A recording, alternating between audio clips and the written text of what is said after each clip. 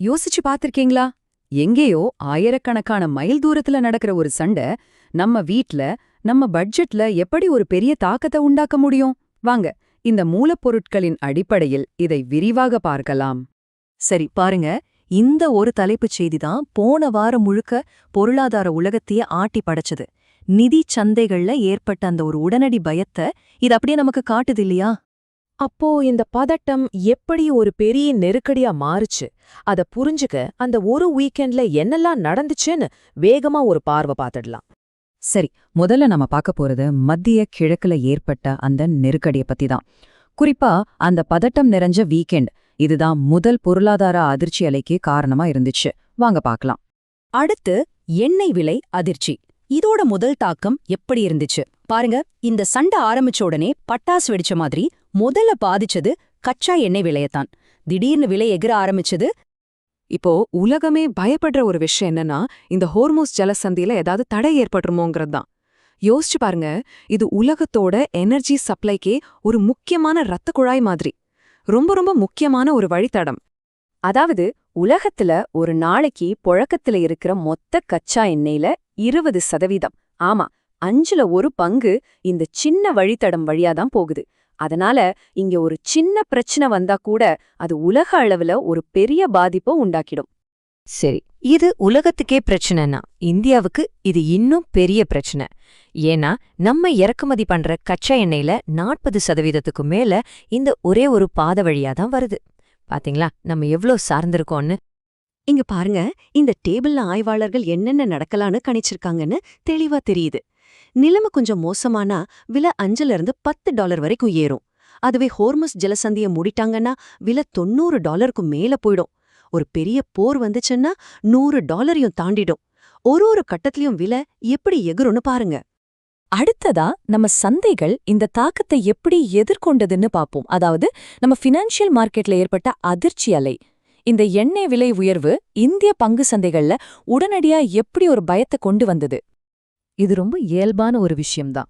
எப்போல்லாம் இந்த மாதிரி ஒரு ரிஸ்க் வருதோ அப்போல்லாம் முதலீட்டாளர்கள் என்ன பண்ணுவாங்க?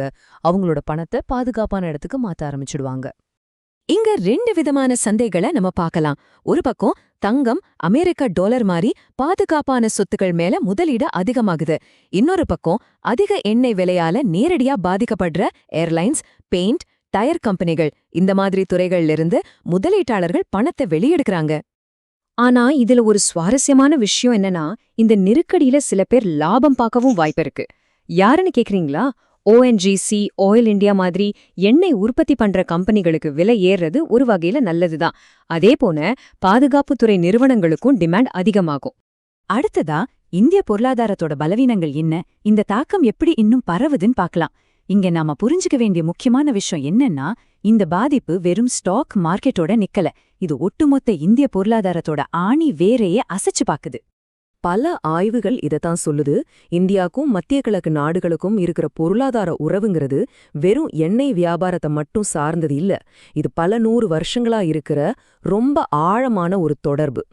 நம்ம பிரச்சனையோட ஆணிவேர் எங்க இருக்குன்னு இந்த சார்ட் தெளிவா காட்டுது. நம்ம தேவையில 85% எண்ணெய நம்ம வெளிநாடுகள்ல இருந்து தான் வாங்குறோம். வெறும் 15% மட்டும்தான் நம்ம நாட்டுல உற்பத்தி ஆகுது. இதனாலதான் உலகத்துல எங்க எண்ணெய் விலை ஏறினாலும் நாம தான் முதல்ல பாதிக்கப்படுறோம். இப்போ இந்த நம்பரை பாருங்க, சும்மா தலை சுத்திடும். கச்சா எண்ணெய் விலை ஒரே $1 ஏறிச்சுன்னா போதும், நம்ம வருடாந்திர இறக்குமதி செலவு $2 பில்லியன் அதிகமாகும். அதாவது கிட்டத்தட்ட 16,000 கோடி ரூபாய். நினைச்சு பாருங்க, $1க்கு இவ்ளோனா $10 என்ன ஆகும்னு. இது எப்படி ஒரு சங்கிலி தொடர் வினை மாதிரி வேலை செய்துன்னு பாருங்க. முதல்ல கச்சா எண்ணெய் விலை ஏறுது. இதனால டிரான்ஸ்போர்ட் செலவு, ஃபேக்டரி செலவெல்லாம் அதிகமாகுது. கடைசியில நம்ம வாங்குற எல்லா பொருளோட விலையும் ஏறி பணவீக்கம் அதிகமாகுது. நம்ம ரூபாய் மதிப்பும் குறையுது. எல்லாம் ஒன்னோட ஒன்னு கனெக்ட் ஆயிருக்கு. இந்த பாதிப்பு வெறும் பணவீக்கத்தோட மட்டும் நிக்கிறதில்ல. நம்ம ஏற்றுமதியாளர்கள் ரொம்ப கஷ்டப்படுறாங்க. போக்குவரத்து, இன்சூரன்ஸ் செலவெல்லாம் எகிரிடுது. நம்மளோட அரிசி, ஜவுளி ஏற்றுமதியெல்லாம் பாதிக்கப்படுது. அது மட்டும் இல்ல, விவசாயத்துக்கு ரொம்ப முக்கியமான யூரியா மாதிரி உரங்களோட விலையும் ராக்கெட் வேகத்துல ஏறுது. சரி, இதுவரைக்கும் நாம பொருளாதாரம், நம்பர்ஸ்னு பேசிட்டோம். ஆனா இந்த பிரச்சனை எண்ணெயை தாண்டியும் பல பரிமாணங்கள்ல கொண்டது. அதோட மனித மற்றும் புவிசார் அரசியல் தாக்கங்கள் என்னன்னு இப்ப பார்க்கலாம். இது வெறும் எங்கள பத்தின கதை இல்ல. இது மக்களை பத்தினது. மத்திய கிழக்கு நாடுகள்ல கிட்டத்தட்ட 80 லட்சத்துக்கும் அதிகமான இந்தியர்கள் வேலை செஞ்சுட்டு இருக்காங்க. அந்த பகுதியில ஒரு சின்ன ஸ்திரத்தன்மை இல்லாம போனாலும் அது நேரடியா அவங்களோட வாழ்வாதாரத்தை பாதிக்கும். அவங்க வருஷத்துக்கு $80 பில்லியன் மேல இந்தியாவுக்கு பணம் அனுப்புறாங்க. இது எவ்ளோ பெரிய தொகைனா பல சின்ன நாடுகளோட ஜிடிபியை விட இது அதிகம். இந்த பணம் கோடிக்கணக்கான குடும்பங்களோட வாழ்வாதாரமா இருக்கு. இப்போ இந்த சண்டையால நம்மளோட இந்த முக்கியமான பொருளாதார உயிர்நாடிக்கே ஆபத்து வந்திருக்கு.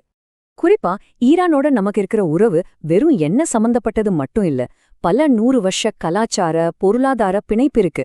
பாதுகாப்பு விஷயங்கள்ல நாம ஒத்துழைச்சிருக்கோம். முக்கியமா நம்மளோட சபாஹர் துறைமுக திட்டம், இதெல்லாம் நம்மளோட முக்கியமான கேந்திர நலன்கள். இதனால நிலைமை ரொம்பவே சிக்கலாகுது. கடைசில இந்தியா ஒரு பெரிய இக்கட்டான சூழ்நிலையில நிக்குது. ஒரு பக்கம் ஈரானோட நம்மளோட பாரம்பரியமான கேந்திர உறவு, இன்னொரு பக்கம் இஸ்ரேல் மற்றும் அமெரிக்காவோட வளர்ந்து வர நம்மளோட கூட்டணி. இது ரெண்டுக்கும் நடுவுல ரொம்ப கவனமா ஒரு பேலன்ஸ் பண்ண வேண்டிய கட்டாயத்துல இந்தியா இருக்கு. இது ஒரு கயிறு மேல நடக்கிற மாதிரி ஒரு சவாலான விஷயம். அப்போ நம்ம முன்னாடி இருக்கிற முக்கியமான கேள்வி இதுதான். இந்த மாதிரி நிலையற்ற ஒரு உலகத்துல இந்தியாவை போன்ற ஒரு வளர்ந்து வர சக்தி தன்னோட பொருளாதாரம் மற்றும் கேந்திர நலன்களை பாதுகாக்க இந்த மாதிரி புயல்களை எப்படி சமாளிக்க போகுது? இதுதான் நம்ம யோசிக்க வேண்டிய விஷயம்.